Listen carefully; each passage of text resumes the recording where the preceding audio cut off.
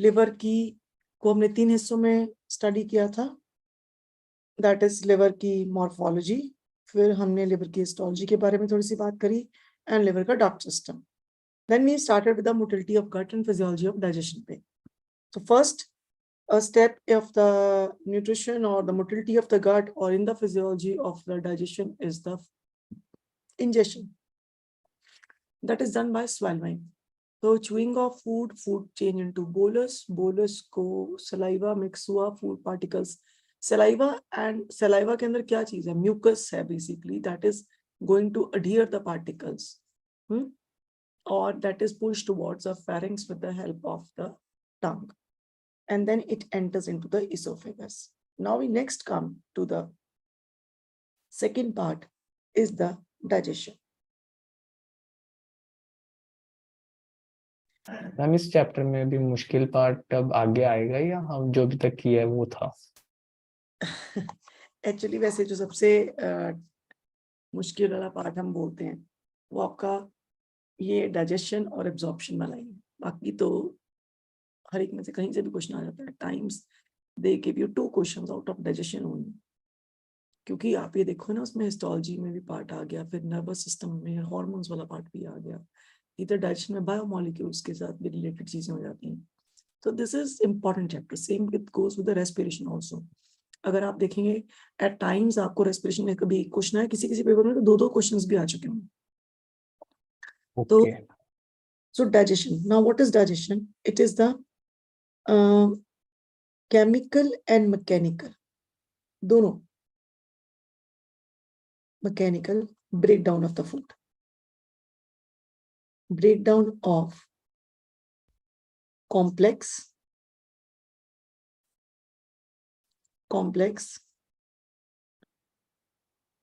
unabsorbable form of the food to simple and absorbable form. तो simple to आप उसको ले आए एब्जॉर्बेबल फॉर्म में, फॉर्म ऑफ फूड. ये है जी आपका digestion. Now as far as digestive system is concerned, जब हम डाइजेस्टिव सिस्टम की बात करते हैं तो जो मेजर पार्ट आपका डाइजेशन है. अब इसको किस तरह से कर सकते हैं? देखिए, फूड गट में एंटर हो गया, मतलब इसोफेगस में एंटर हो गया. तो इसोफेगस में जब फूड नीचे जा रहा है, वो जा रहा है with the help of muscular contraction, that is called as peristalsis. तो मैं थोड़ा सा यहाँ पे एक पेरिस्टालसिस के बारे में एक लाइन लिख देती हूँ. So what is peristalsis? It is the involuntary contractions of muscles, involuntary contraction of gut due to muscles or muscular contractions, due to muscular contractions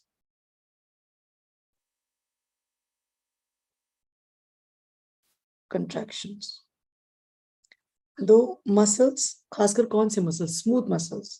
तो smooth muscles in the gut wall, हमने पढ़ा था गट wall कौन सी हुई? 2 हमने पढ़े, muscularis externa and muscularis interna. Smooth muscles in the muscular layers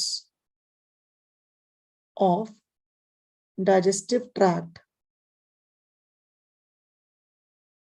help to move or push the food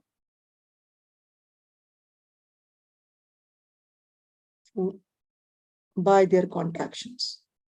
तो उनकी कॉन्ट्रैक्शंस जो हो रही हैं उससे आपका फूड नीचे जा रहा है.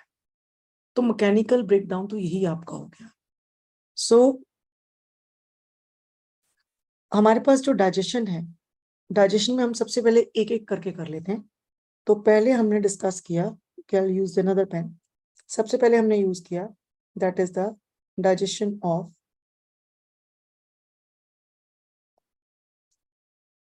कार्बोहाइड्रेट्स। तो हम डाइजेशन ऑफ कार्बोहाइड्रेट्स की बात करने वाले हैं। नाउ अगर मैं इसको इस तरह से कहूं तो डाइजेशन ऑफ कार्बोहाइड्रेट में सबसे पहले हम आगे बकल कैविटी के रोल पे, फिर हम पहुंच जाएंगे स्टमक पे, फूड जिस जिस हिसाब से जा रहा है। स्टमक के बाद it enters into small intestine, और स्मॉल इंटेस्टाइन में सबसे पहले it will enter into duodenum. ठीक है, तो यहाँ पे आपके पास आ गया डिओडिनम, डिओडिनम, और फिर मैं बात कर रही हूँ जेजुनम एंड इलियम की, इलियम की। तो मैंने डिओडिनम लग क्यों लिखा इसके लिए आपको समझ आ जाएगा। सो बकल कैविटी में यू हैव सलाइवरी ग्लैंड्स, तो सलाइवरी ग्लैंड से आपके पास आया सलाइवा,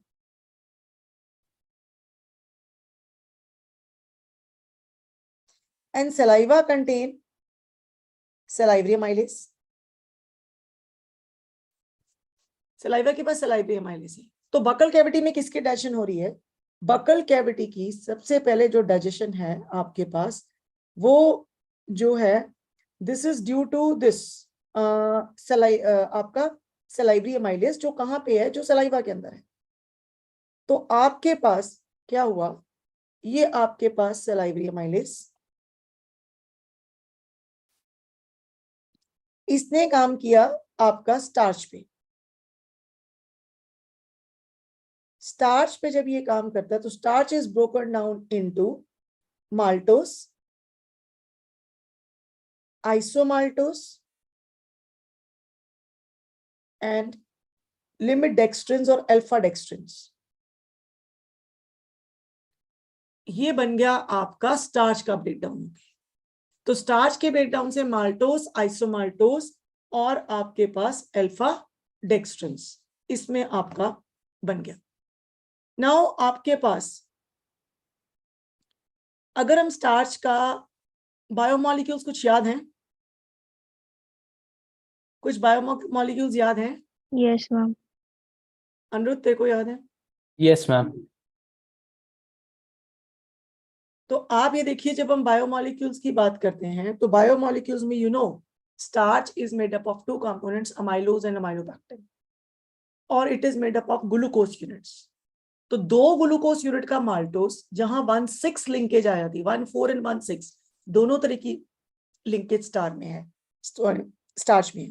ये आपकी 1,4 लिंकेज है, और जहां से आपका ब्रांच शुरू होता है ये भी 1,4 है, लेकिन जहां ब्रांच शुरू हो रही है वो 1,6 है। तो जो ब्रांचिंग पॉइंट ये हो गया आपका आइसोमाल्टोस, ये हो गया आपका माल्टोस, और छोटी छोटी chains with branch that is called as alpha dextrins. Approximation, अगर आप फूड को ढंग से चबा के खा रहे हैं तो अप्रोक्सीमेटली 30% स्टार्च ही डाइजेस्ट होती है, मतलब, बट इतना ये हाइपो, मतलब एक तरह से बड़ा आइडियलिस्टिक है, जो कि ऐसा होता नहीं, because we don't chew the food properly. Then stomach, stomach के अंदर कार्बोहाइड्रेट का कोई डाइजेशन नहीं है, because there's no gastric amylase. As far as the duodenum is concerned, अब ड्यूडिनम में कहां पर फर्क आया? ड्यूडिनम में आपको पता है एक तो हमारे पास आ रहा है बाइल, एक हमारे पास आता है पैनक्रियाटिक जूस,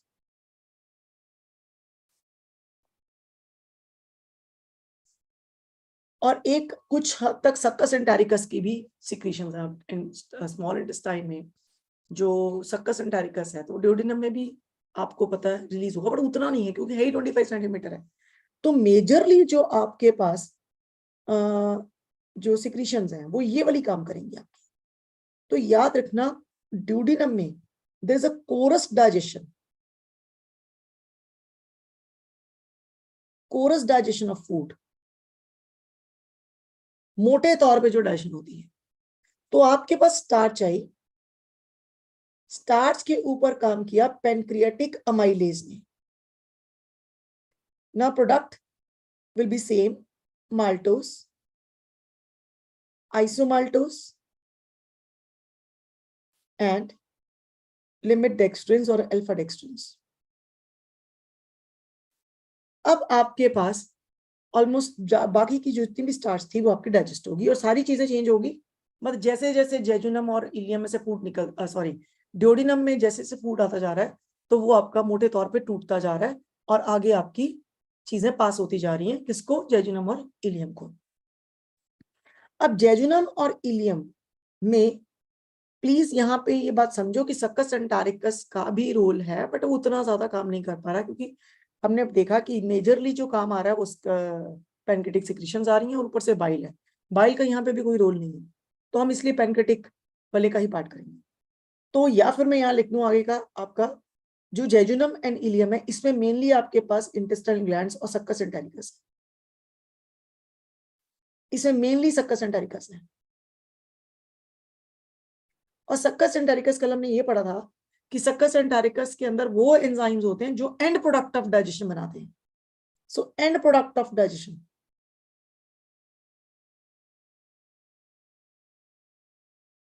फॉर्म्ड हियर, चाहे वो किसी के भी हैं।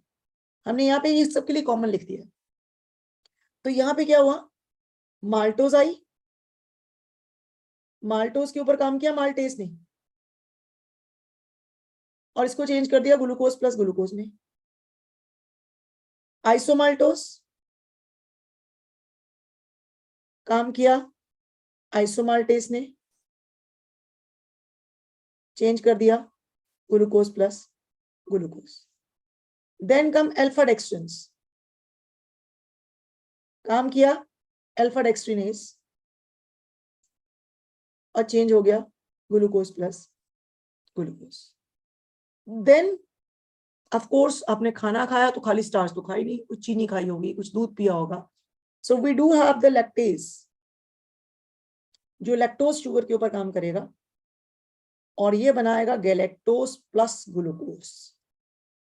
और उसके बाद हमारे पास सुक्रोज चीनी, इसके ऊपर काम किया सुक्रेज ने और glucose plus fructose. Glucose plus fructose. तो यहाँ पे हमें ये बात समझने की जरूरत है, जो सक्कस एंटारिकस है इसके पास कौन कौन से एंजाइम्स हैं। तो उसके लिए मैं थोड़ा सा अपने लेक्चर को पीछे लेके जा रही हूँ। ऑलरेडी हमने यहाँ पे शायद बिकॉज मैंने सक्कस एंटारिकस किया था और शायद उसमें हमने एंजाइम्स डिटेल में नहीं लिखे थे।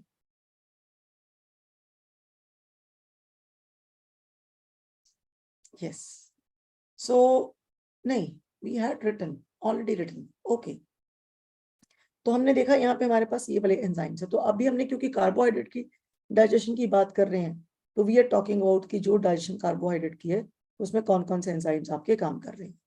तो हमारे पास यहाँ पे वी हैव डन विथ, यहाँ पे काम किया सलाइवरी अमाइलेज ने, यहाँ आपका काम कर रहा है pancreatic amylase. What is other name for the pancreatic amylase? That is steapsin. Steapsin नहीं, that is amylopsin. Steapsin is pancreatic lipase. और ये आपका maltase, this is your isomaltase, this is your alpha dextrinase, this is your lactase and this is your sucrase। तो इस तरह से आप ये देखिए फाइनली बॉडी ने स्टार्च का डाइजेशन शुरुआत बकल कैविटी से और लास्ट तक चलती रही, because they are very complex molecules. If you see एक स्टार्च के अंदर हम पढ़ते हैं amylose, amylose have 200 to 2000 glucose units, और अमाइलो पैक्टिन के अंदर it is up to 2 lakhs, और हम तो पूरी चावलों की प्लेट ही खा जाते हैं। So how much time it I mean takes to digest for whole of the carbohydrate। that is why herbivores के अंदर इंटेस्टाइन का लेंथ लंबा है। क्यों? क्योंकि उनका मेजर जो फूड है वो है ही कार्बोहाइड्रेट्स है। वो खा रहे हैं सेलुलोज, हम खा रहे हैं स्टार्च। यही क्वेश्चन अगर ऐसे पूछ लें कि सपोज करो ह्यूमन की रेस है, अब मैंने एग्जांपल दी ह्यूमन की रेस है। अब ह्यूमन की रेस के अंदर सपोज हमने यहाँ पे एग्जांपल दी, एक ह्यूमन रेसेस के अंदर let's say this is race A and this is race B. अब इसकी जो इंटेस्टाइन की लेंथ है मान लो वो 6 मीटर है और ये लोग 7 मीटर लंबे। तो is it a case of herbivory, carnivory या कुछ और? पर हमने तो ह्यूमन रेस लिखा है ना। कार्निवोरी का तो नहीं, हर्बीवोरी का ही लगता है। ह्यूमंस तो ओमनीवोरस है। वो ह्यूमंस फूड कैसा खाते हैं? आप शायद भूल गए, 6 to 7 मीटर लंबी हाइट। तो अगर मैं ह्यूमन रेस की बात कर रही हूँ, अगर मैं ह्यूमन रेस की बात कर रही हूँ और मैं एक पर्टिकुलर लेंथ आपको दे रही हूँ, सो दैट मीन्स, हाँ जी, क्या फर्क समझ आया फिर? ह्यूमन रेसेस डिफरेंट है। ह्यूमन एवोल्यूशन में तो उन्होंने एक पर्टिकुलर लेवल पे आके हमारा तो एक लेंथ एक रेंज के अंदर आ गया ना, कितना ही है ह्यूमंस के अंदर, because during the process of evolution हम लोग जो इवॉल्व हुए हैं आज की डेट में, अगर मैं एवोल्यूशनरी लैग बता रहा है ये? नहीं, ये हमें ये बता रहा है कि रेस बी लंबी है, हाइट लंबी है, और रेस ए की हाइट कंपैरेटिवली छोटी है। अब क्यों? लेंथ ऑफ इंटेस्टाइन मैंने बताया 6 to 7 मीटर है। और ये फर्क क्यों है? ये फर्क पड़ता है बंदे की हाइट के ऊपर। तो अगर मैं बात ही ह्यूमंस की कर रही हूँ, और आई सेड जो कार्निवोर्स हैं उनमें इंटेस्टाइन का लेंथ कंपैरेटिवली छोटा है और हर्बीवोर्स के अंदर, तो एवोल्यूशनरी पॉइंट ऑफ व्यू से देखा जाए तो जो लोग अपने एवोल्यूशन तक जहां जाना था वहां पहुंच चुके हैं। आगे की जो चीज है वो तो ऑलरेडी पता नहीं कितने हजारों करोड़ों साल लग गए वहां तक पहुंचने में। तो इससे नहीं हो सकता कि अगर आज मैं वेजिटेरियन हूँ, कल को मैं नॉनवेज खाना शुरू कर दूंगी तो मेरी इंटेस्टाइन छोटी हो जाएगी। या सपोज करो एक बंदा 70 साल का है, उसने 35 साल तो बेचारे ने 30 साल तो उसने खूब चिकन चिकन खाया, और उसके बाद वो एकदम से वेजिटेरियन डाइट पे आ गया तो उसकी इंटेस्टाइन लंबी होगी? नहीं, ऐसा कुछ नहीं। मेरी बात समझ में आ रही है? तो यहाँ जो फर्क आएगा वो हाइट की वजह से फर्क आएगा। Is it clear? हाइट मतलब हम इंटेस्टाइन की लेंथ की बात कर रहे हैं या वैसे हाइट आप की? एक बंदा जिसकी 6 फुट हाइट है और एक बंदा जिसकी 5 फुट हाइट है, दोनों की इंटेस्टाइन का लेंथ एक जैसा थोड़ी ना होगा। अच्छा। दिमाग की बत्ती जल गई अभी? मुन्ने ऐसी हम कहते हैं हार्ट का वेट, जो ये वेट ले रहे हैं 1.2 to 1.5 kg लिवर का वेट लिया, ये वेरिएशंस कहाँ लेके जा रहे हैं, क्यों ले रहे हैं? हार्ट के साइज में भी 10% की आई मीन +-10 का वेरिएशन जो भी होता है, बेसिकली वो कहाँ पे डिपेंड करता है? वो आपके हाइट्स के ऊपर तो कर रहा है और किसके ऊपर कर रहा है? बिल्ट और हाइट के ऊपर। ओके। ओके, सो ये हो गया हमारे पास digestion of carbohydrates. Now we come to next. ये समझ आ गया डाइजेशन ऑफ कार्बोहाइड्रेट? क्लियर हो गया? हाँ जी, क्लियर हो गया digestion of yes carbohydrate? Ma'am. Okay, Yes, ma'am. Now second we will come to digestion of proteins। हाँ जी, उसी से कर लेते हैं। बकल कैविटी,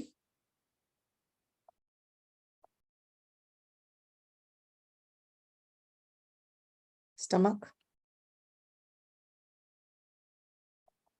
डिओडिनम, और मैं से स्मॉल इंटेस्टाइन लिख लेती हूँ जैसे ऊपर लिखा है। तो स्मॉल इंटेस्टाइन के दो पार्ट्स कर लेते हैं। स्मॉल इंटेस्टाइन, इसको जैसे मैंने ऊपर लिखा है आपके पास डिओडिनम, इसको मैं ऐसे भी लिख सकती हूँ, effect of succus entericus and effect of pancreatic juice. मतलब I can write it like this also. तो पैनक्रियाटिक जूस का इफेक्ट सबसे ज्यादा कहाँ है? डिओडिनम में। तो यहाँ पे अगेन हमने कर दिया डिओडिनम, और ये जेजुनम प्लस इलियम। तो basically I just want to, यहाँ पे जो मैं बताना चाह रही हूँ वो पैनक्रियाटिक जूस और उसका इफेक्ट बताना चाह रही हूँ।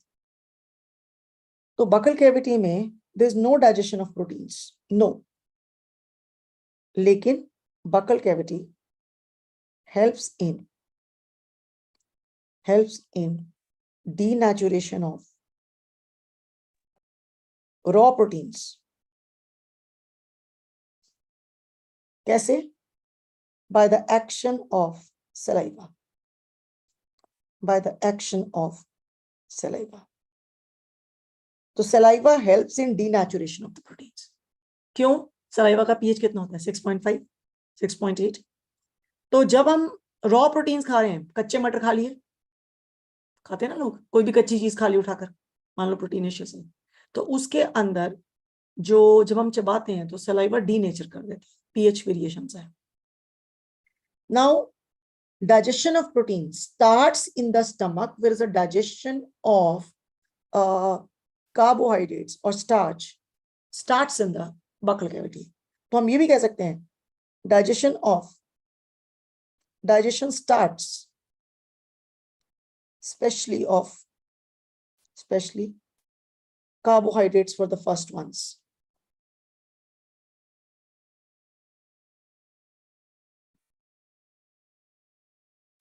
In buccal cavity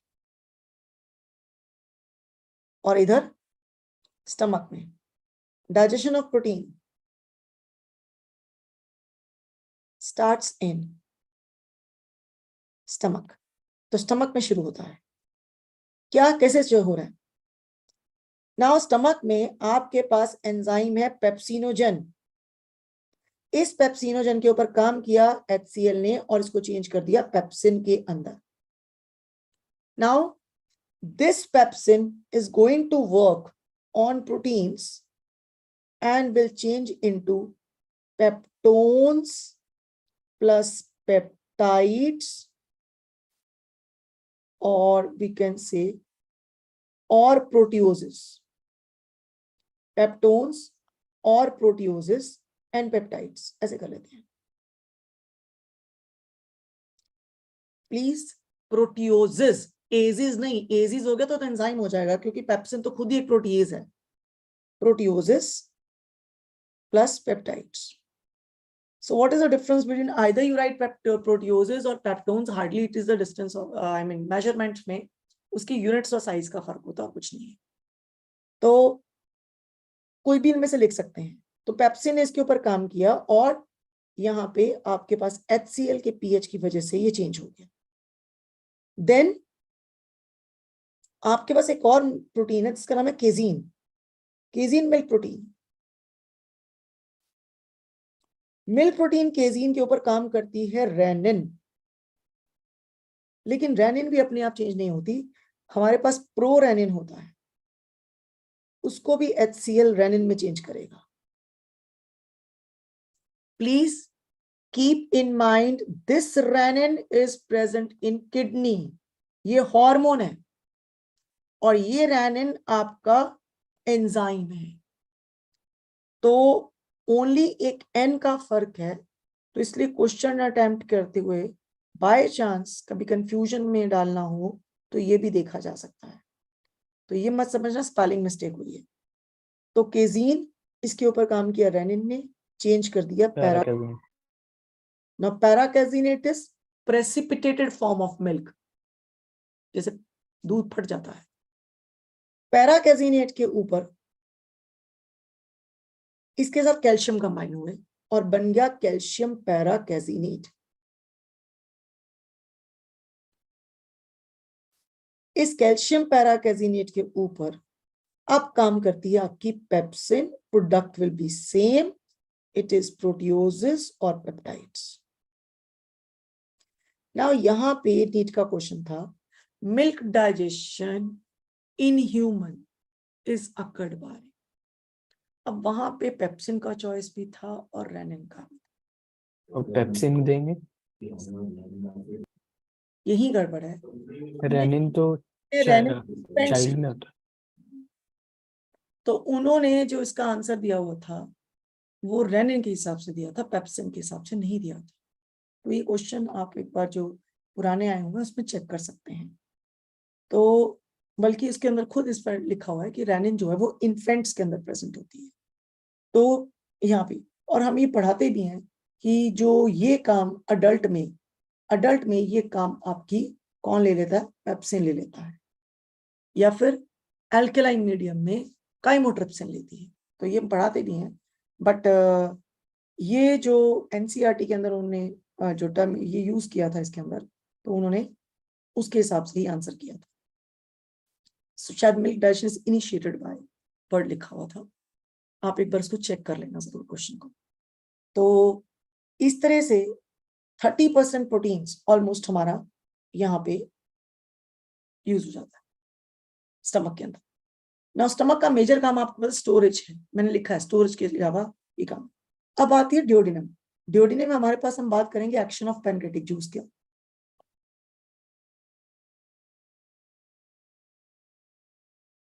अब पैनक्रेटिक जूस के एक्शन की बात करें तो अगली वाली डाइजेशन हम इसको ऐसे, मैं उसको थोड़ा सा चेंज करके लिखूंगी ताकि आपको एनीवे अगर जैसे भी समझ आ जाए तो उस तरह से हम कर सकते हैं। अब आपके पास आप ये देखिए, अभी सारा प्रोटीन डाइजेस्ट नहीं हुआ, कुछ प्रोटीन यहाँ पड़ा हुआ है अभी, तो ये मेरे पास प्रोटीन आ गया। Now as far as protein is concerned, यहाँ पे अब इस प्रोटीन के अंदर अभी हम देख पा रहे हैं कि 30% ऑलमोस्ट प्रोटीन की डाइजेशन हमारे स्टमक में हो जाती है। तो रेस्ट प्रोटीन का कैसे करना है? तो एक्शन ऑफ पैनक्रेटिक जूस में जब आपका ये प्रोटीन्स के ऊपर काम किया, आपका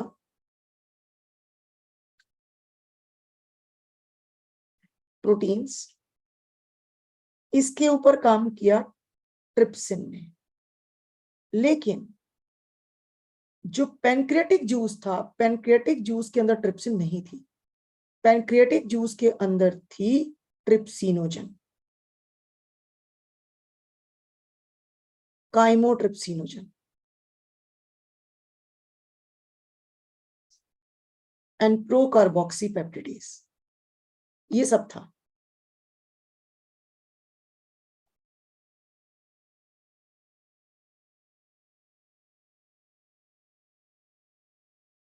तो ये ट्रिप्सिन कैसे काम कर रही है, किस तरह से कर रही है? क्योंकि जो आपका एक एंजाइम है जिसने कि ट्रिप्सिनोजन को ट्रिप्सिन के अंदर कन्वर्ट कर दिया, और वो था जी आपका enterokinase. Other name for this is enteropeptidase. ये एंजाइम आपका कहां से आया है? ये एंजाइम आपका स्मॉल इंटेस्टाइन से आया है। तो स्मॉल इंटेस्टाइन की सिक्रीशन सक्कस एंटारिकस में ये था, क्योंकि ड्यूोडेनम के अंदर इंटेस्टाइनल ग्लैंड्स भी हैं और मेन पैनक्रेटिक जूस भी आ रहा है, तो एक्शन दोनों का होगा, लेकिन पैनक्रेटिक जूस का एक्शन हम ज्यादा एविडेंट मानते हैं, तभी मैंने वर्ड ऐसे लिखा। Otherwise I can always write as action of salivary, action of saliva, I mean salivary amylase, action of gastric enzymes or action of pancreatic enzymes, action of succus entericus. I can do this also. Rather than writing the organs, I can do in that way also. तो जिस तरह से मर्जी कर लीजिए, ultimately तो बात समझ में आने में, जिससे भी मर्जी समझ आ जाए आपकी। So this is एंटेरोपेप्टिडेज।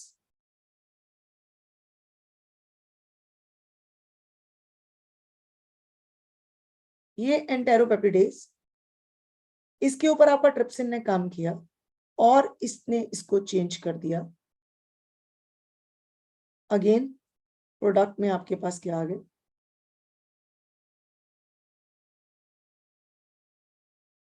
Product is going to be again peptones or proteoses, or peptones or peptides।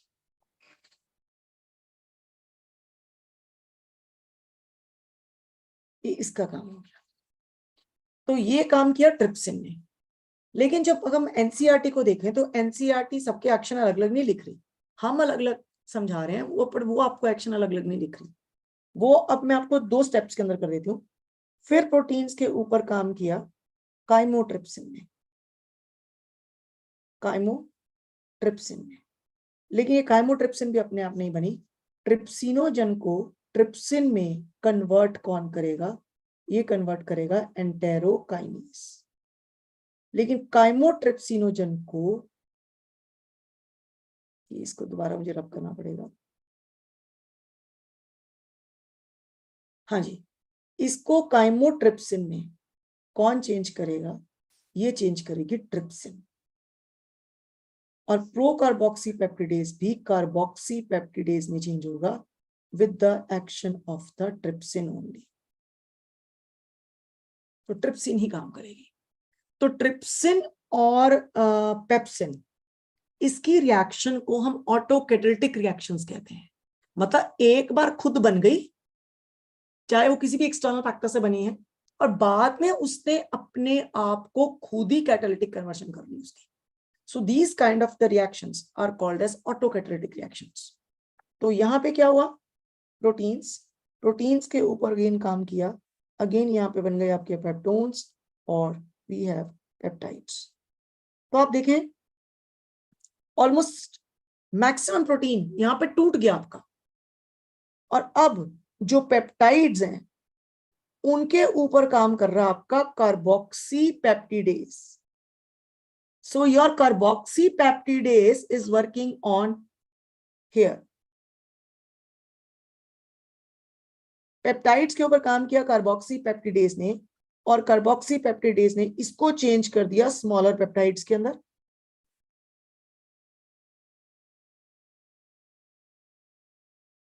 Small peptides के अंदर ही चेंज हो गया, प्लस डाइपेप्टाइड्स के अंदर भी चेंज हो जाते हैं. वो मैंने जानबूझ के यहाँ पे नहीं लिखा, I just right it like ऐसे.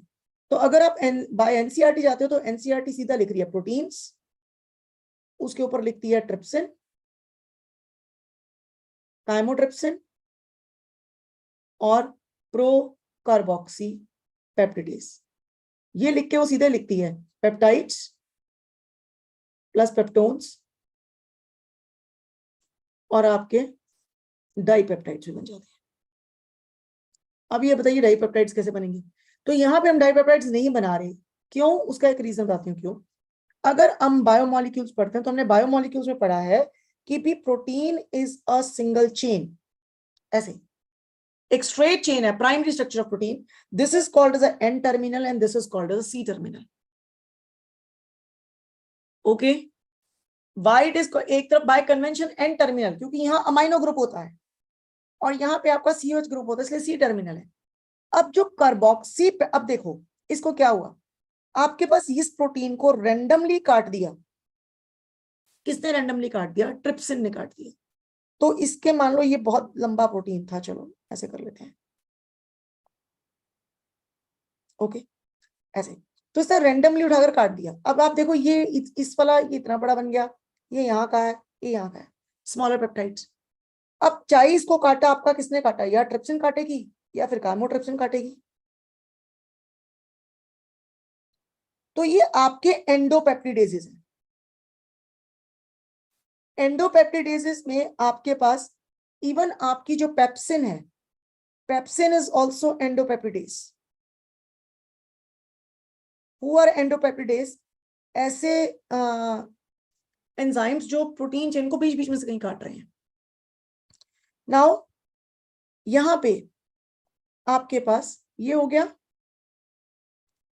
अब इसके ऊपर जो ये एंड्स बचे हैं, अब देखो अगर मैं इस एंड की बात करती हूँ, okay I will take it this, मैं ये ले लेती हूँ, और even I can take this. अगर मैं इसको काट लेती हूँ तो ये देखिए ये मेरे पास 3 आ गई, ओके 4, फाइन, ये 4 हो गए. इसका ये सी टर्मिनल बन गया, इसका एन टर्मिनल बन गया. अब जो एक एक अमाइनो एसिड को काटेगा, यहां से सी टर्मिनल वाली साइड से काट रहा है, ये काम कार्बोक्सी पेप्टिडेज का है. तो बताओ क्या बन गया? अगर इसने यहाँ पे काम किया तो ये आपके पास ये बन गया, प्लस ये आपका एक अमाइनो एसिड अलग से निकल गया, ये आपका स्मॉलर पेप्टाइड बन गया. अब इसने दोबारा से इसको काटा तो अब आपके पास क्या बन गए? ये 2 वाला बन गया और फिर एक अमाइनो एसिड निकल गया. अब ये जो 2 वाला बना है, इसके ऊपर आकर कौन काम करेगा? इसके ऊपर काम करेगा डाइपेप्टिडेजेस. और ये इसको, ये देखिए ये ऐसे हो गया. सेम वे अगर मैं इसको लेके चलती हूँ यहां पे, ये जो अमाइनो एसिड एन टर्मिनल की तरफ से काटना शुरू करेगा, आगे तो प्रोडक्ट सेम ही कर लेते हैं हम लोग.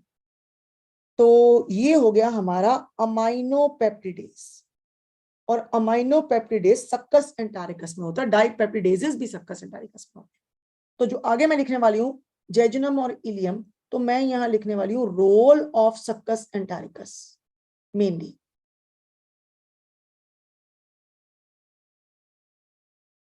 तो यहां पे क्या हुआ, अब मैंने यहां पे लिखा रोल ऑफ सक्कस एंटारिकस, मतलब मैं बात कर रही हूं जेजुनम और इलियम की. तो मेरे पास अगर आप ऊपर देखें पेप्टोन्स, पेप्टाइड्स, स्मॉलर पेप्टाइड्स, तो मैं इकट्ठे कर देती हूँ.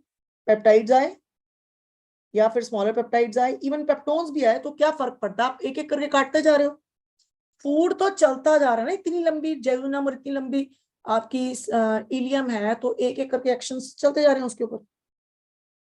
तो इसके ऊपर अब आपका कौन काम कर रहा है, क्योंकि मैंने यहाँ पे लिखा है this is only your amine succus entericus, तो मैं यहाँ स्मॉल पेप्टाइड्स, तो यहाँ पे आपके पास काम करेगा अमाइनो पेप्टिडेज। इसने उसको चेंज कर दिया, अगेन स्मॉल पेप्टाइड्स, कुछ डाई पेप्टाइड्स भी बन जाएंगे और आपके पास अमाइनो एसिड्स भी बनने शुरू हो जाएंगे। तो यहां पे अब आपके पास डाई पेप्टाइड्स जो हैं उनके ऊपर फिर किसने काम किया, डाई पेप्टिडेजेस ने, और फाइनली बना दिए अमाइनो एसिड। तो अगर हम रोल देखें यहां पे ध्यान से देखना, इसका मतलब सबसे पहले रोल आया इसका, फिर आपका ट्रिप्सिन का रोल और काइमोट्रिप्सिन का साइमल्टेनियसली, ऐसा नहीं कि पहले ट्रिप्सिन और फिर काइमोट्रिप्सिन, ऑफ कोर्स ट्रिप्सिन पहले बन जाती है, वो साथ साथ कैटालिटिक कन्वर्शन करती जा रही है। कार्बोक्सी पेप्टिडेज, ये सारा मिक्सचर अब ड्यूओडेनम से कहां चल पड़ा, जेजुनम और इलियम की तरफ, वहां और ऐड होता जा रहा है, पीछे से भी आता जा रहा है, और जब आता जा रहा है तो वहां पे अमाइनो पेप्टिडेजेस काम कर रहे हैं, धीरे धीरे एक स्टेज एक एक अमाइनो एसिड निकालते जा रहे हैं, एक एक अमाइनो एसिड निकलता जाएगा, पेप्टाइड छोटा होता जाएगा, हो सकता है कहीं डाइपेप्टाइड भी बन जाए, अगर डाइपेप्टाइड है बन गया तो उसके ऊपर डाइपेप्टिडेसिस ने आके काम कर दिया। तो बाय चांस, वैसे तो ऐसा क्वेश्चन नहीं पूछते, बट बाय चांस अगर सीक्वेंस ऑफ एंजाइम पूछ लिया प्रोटीन का, तो सबसे पहले पेप्सिन, फिर trypsin and chymotrypsin and procarboxypeptidase, and then amino और देन डाइपेप्टाइड। अगर वहां से कोई पीछे डाइपेप्टाइड बन गया तो, और जब वो जेजुनम इलियम में या सक्कस एंटारिकस के एक्शन के साथ वो कर देगा, उसको तोड़ देगा। बट क्योंकि कार्बोक्सी पेप्टाइडेज कहाँ आएगा? कार्बोक्सी पेप्टिडेजेस पैनक्रेटिक एंजाइम है, अमाइनो पेप्टिडेजेस इंटेस्टाइनल एंजाइम है। आई बात समझ में? नहीं। अमाइनो, ये देखो आपका सक्कस एंटारिकस का एंजाइम है, वो ये वाला लिखे पार्ट अभी मैंने पढ़ा नहीं ना शायद इसके। कल हमने डिस्कस किया तो था। सक्कस एंटारिकस में आपके पास कौन कौन से एंजाइम्स होते हैं, तो सक्कस, ये देखिए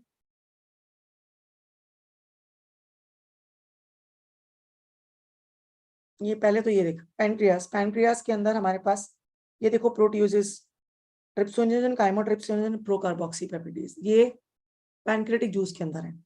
और इंटेस्टाइनल जूस के अंदर ये देखिए,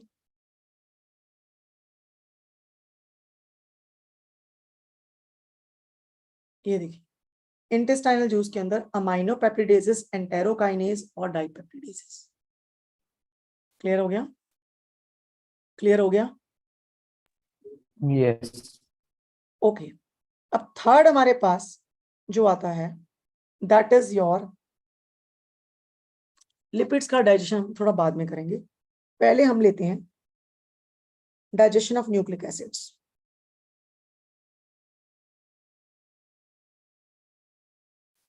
न्यूक्लिक एसिड्स,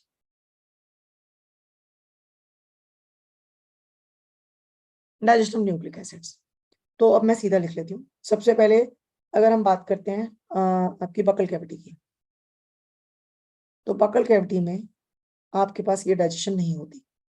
सेकंड हम लेके आते हैं आपका स्टमक, तो स्टमक के अंदर भी न्यूक्लिक एसिड का कोई डाइजेशन नहीं है। थर्ड हम लेके आते हैं एक्शन ऑफ पैनक्रेटिक जूस यानी कि ड्यूओडेनम पे, तो यहाँ पे पैनक्रेटिक जूस के अंदर मैंने आपको ये बताया था कि भी जो आपके पास न्यूक्लियसेस होते हैं, न्यूक्लियसेस का मतलब I am talking about DNAs and we have RNAs. तो डीएनएस एंड आरएनए, तो हमारे पास डीएनए ने के ऊपर काम कर रहा है डीएनएस, और इसको तोड़ रहा है वो डीऑक्सीराइबोन्यूक्लियोटाइड्स में, या मैं इसको ऐसे लिख देती हूँ, एक कॉमन हम लिख लेते हैं, ये हमारे पास है न्यूक्लिक एसिड्स, इसके ऊपर काम किया न्यूक्लियसेस ने, तो न्यूक्लियसेस ने इसको तोड़ दिया और बना दिए न्यूक्लियोटाइड्स। अब आ गया आपका एक्शन ऑफ सक्कस एंटारिकस, यानी कि jejunum plus ileum. Of course मैं बार बार बोल रही हूँ, गलती मत करना कि भी मैम ने जेजुनम और इलियम लिखा है, डिओडिनम में नहीं होता है बट कम होता है। तो अब यहाँ पे हम मेनली लिख रहे हैं एक्शन ऑफ सबकस एंटेरिकस मेनली, यहाँ मेनली, और इसके अंदर याद करो न्यूक्लियेजेस होते हैं, यहाँ पे न्यूक्लियोटाइडेजेस और न्यूक्लियोसाइडेजेस दोनों हैं। तो न्यूक्लियोटाइड्स के ऊपर काम किया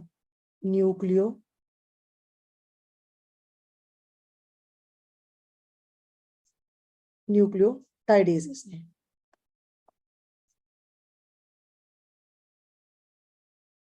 और इसको चेंज कर दिया न्यूक्लियोसाइड के अंदर। न्यूक्लियोसाइड के ऊपर काम किया न्यूक्लियोसाइडेजेस ने, इसने उसको चेंज कर दिया base, nitrogenous base plus sugar, क्योंकि जब न्यूक्लियोटाइड फॉस्फेट को बाहर निकाल देगा और बाकी को चेंज कर देगा न्यूक्लियोसाइड में। बिना बायोमॉलिक्यूल्स की नॉलेज के आपको ये इतनी जल्दी नहीं आएगा, क्योंकि ये लर्न ही नहीं होते बच्चों को कौन कैसे क्या था। तो इसके लिए बायोमॉलिक्यूल का बेस होना जरूरी है। तो आपके पास अगर मैं यहाँ पे बताऊं तो if you remember nucleotide is the unit of nucleic acid.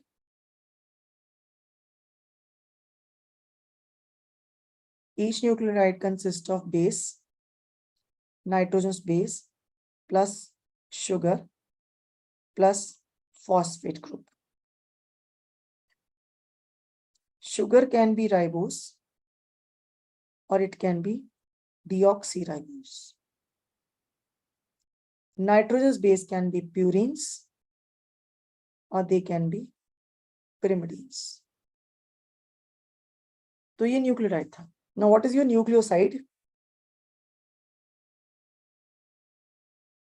It is base plus sugar. तो आपके पास पहले फॉस्फेट निकला, फॉस्फेट के साथ बन गया वो न्यूक्लियोसाइड, और फिर आपका वो बन गया नाइट्रोजन बेस एंड शुगर, और ये काम आपके ये एंजाइम्स कर रहे हैं। इधर आपके काम ये कर रहे हैं जो कि न्यूक्लिक एसिड्स को न्यूक्लिक एसिड्स को न्यूक्लियोटाइड्स में तोड़ देते हैं। So this is all about your digestion of the nucleic acids also. Last we are left with the digestion of lipids. तो डाइजेशन ऑफ लिपिड्स में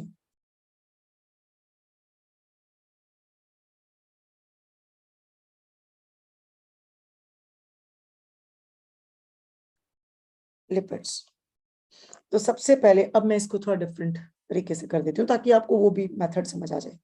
सबसे पहले मैंने आपको बात किया था एक्शन ऑफ सलाइवा, तो नहीं होता, मतलब कि हम कहते हैं इन बकल कैविटी। तो बकल कैविटी के अंदर लिपिड्स का और फैट्स का डाइजेशन नहीं है, जबकि मैंने आपको बताया था लिंगुअल लाइपेज नाम का एंजाइम होता है, पर वो यहाँ काम नहीं करता, वो आपका स्टमक में करता है। Number 2, action of gastric juice in stomach. तो यहाँ पे जो लिपिड्स और फैट्स का डाइजेशन है वो काफी कम है, मतलब इट्स लेस। फैट्स के ऊपर काम करता है गैस्ट्रिक लाइपेज। तो गैस्ट्रिक लाइपेज एंजाइम है जो कि गैस्ट्रिक जूस के अंदर बैठा हुआ है, और ये पीएच ऑलमोस्ट कम पे काम करता है। वैसे गैस्ट्रिक लाइपेज बच्चों में ज्यादा काम करता है क्योंकि बच्चे का पीएच उतना एसिडिक नहीं होता। और हमारे यहाँ पे बन गए diglycerides plus mono diglycerides plus आपका फैटी एसिड्स।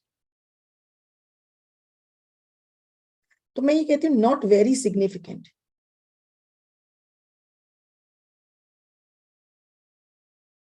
डाइजेशन है लेकिन कम में है।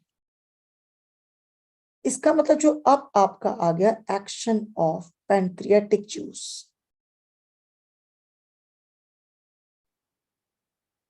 कहां पे?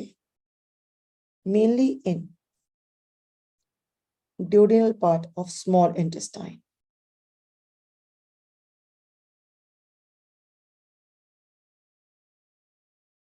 ये लीजिए। तो अब हमारे पास ये है फैट्स। तो फैट्स की main digestion, main site of digestion यही है, मतलब main site of break down I can say. तो main site of main site where digestion of fats take place, main site और मेन बोन। तो fats के ऊपर आपका काम किया पैनक्रियाटिक लाइपेज ने। ऑफ कोर्स पीएच इज 7.8 के आसपास है। अभी हमने बाकियों के कोई पीएच ऐसे नहीं लिखे बिकॉज यू नो ऑलमोस्ट ये सारे जो हैं I can simply write the alkaline pH, you know this is alkaline pH क्योंकि हम ऑलरेडी जूसेस के पीएच आपको बता चुके हैं। फैट्स के ऊपर इसने काम किया और बना दिया डाइग्लिसराइड्स प्लस फैटी एसिड। इसके ऊपर दोबारा काम किया पैनक्रियाटिक लाइपेज ने और पॉसिबिलिटी है कि मोनोग्लिसराइड भी बना देगा, बट नॉट नेसेसरी, डिपेंड करता है वो कितनी देर तक वहां है। अगर मेनली मोनोग्लिसराइड वाला जो बन रहा है वो आपका आगे जाके बनेगा।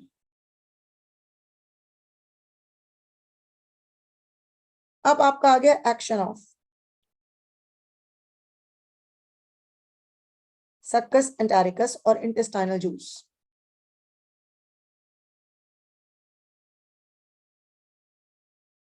इसमें आपके पास ये देखिए डाइग्लिसराइड्स ऊपर से आ रहे हैं, उसके ऊपर काम कर रहा है इंटेस्टाइनल लाइपेज और ये इसको चेंज कर रहा है आपका मोनोग्लिसराइड्स में, और फिर इसके ऊपर दोबारा काम हो रहा है इंटेस्टाइनल लाइपेज का और वो उसको चेंज कर रहा है ग्लिसरॉल प्लस फैटी एसिड। लेकिन यहां पे एक पूरे इशू में मैंने सिंपल डाइजेशन लिख दी, लेकिन मैंने एक चीज आपको जो यहां नहीं बताई, नाउ आई विल ऐड, ये जो डाइजेशन लिखा है ना मैंने, फैट के पैनक्रियाटिक लाइपेज ने काम किया और ये डाइग्लिसराइड्स के ऊपर ऐसे हुआ, ये फैट ऐसे काम नहीं करेगी। It has to be your emulsified fats. तो ये जो फैट्स हैं वो आपकी इमल्सिफाइड फैट्स होनी चाहिए, और इमल्सिफिकेशन का काम कौन करेगा? This is your bile. Bile. Yes. तो यहां पे जो हमने यहां लिखा है इमल्सिफाइड फैट और पैनक्रियास का action, now I need to shift little bit. हाल हूं मैं की लिखन लगी थे दसो। सो I have to write, this is the action of bile juice, action of bile, sorry, bile. So what is your action of bile? Fats plus bile, and it changes into emulsified fats. अभी क्या होती है इसको थोड़ी देर बाद बात करते हैं। मतलब कि जो फैट, आप ये देखिए, व्हाई यू नीड इमल्सिफिकेशन। हम कहते हैं जी bile helps in emulsification, why we need emulsification? So emulsified fats यहां पे आई। Now what is the reason for the emulsification? यहां लिख रही हूं क्यों चाहिए emulsification, why emulsification is needed, why emulsification is needed or required as for the action of lipase, जो as lipase is a hydrolytic enzyme, उसने पानी डाल के तोड़ना है और फैट तो पानी में सॉल्युबल ही नहीं है, तो फिर एंजाइम कैसे काम करेगा? तो emulsification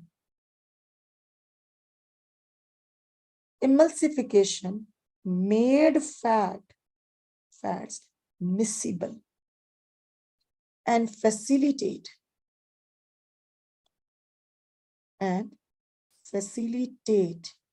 the action of lipases, चाहे वो पैंक्रियाटिक लाइपेसेस है, चाहे वो आपके intestinal lipases है.